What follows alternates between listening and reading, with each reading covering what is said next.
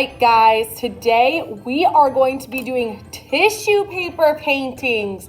So tissue papers are these little colored papers. They're super, super thin, but there is dye, colored dye in each one of these. And what we're gonna do is we're gonna get our paper wet, and it makes the dye come out of the tissue paper and it tie dyes your paper. So here's what we're gonna do. You're gonna have a paintbrush and a bowl of water, and you are going to paint a little spot of your paper with your water, and then set one of your tissue papers on top, and then paint another little spot and put another tissue paper on top. And this one isn't sticking down all the way, so I can kind of use my brush to kind of help it stick down all the way. You don't want any dry corners sticking up.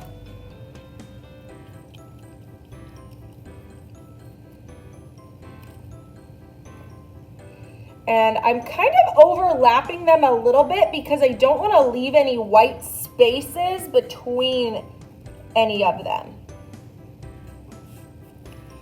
And you can see the edges. See how the ink is kind of coming out of them, and that ends up dyeing your paper. Now, you want to be really careful that you're only ever touching the tissue papers when they're dry. So I'm gonna get my paper a little wet. I'm gonna set the tissue paper down, and if it doesn't go down all the way, don't touch it with your fingers because it'll stain your fingers. Touch it with your paintbrush to kind of help it stick down the rest of the way. Again, I'm overlapping my colors. You can see, look at this green one. The ink is just coming right out. I'm overlapping my colors because I really want to make sure I'm not leaving any white space.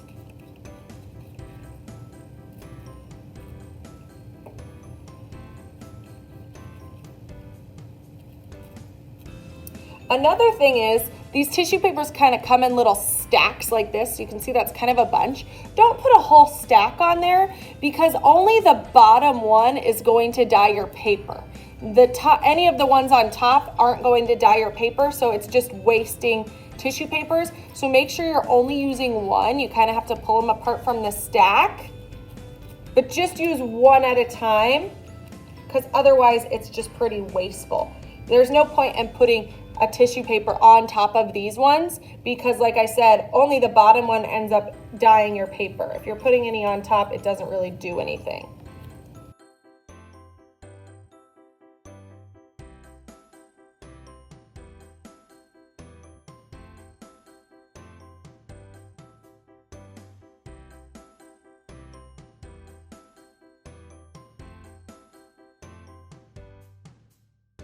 So you can see I'm making sure that I'm getting all of my little white spaces.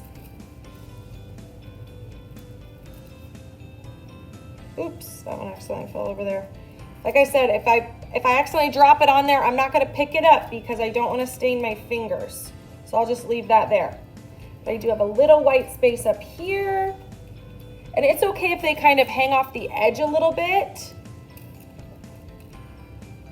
because we're gonna actually end up peeling them off, or your teacher will end up peeling off your tissue papers once they're all dry.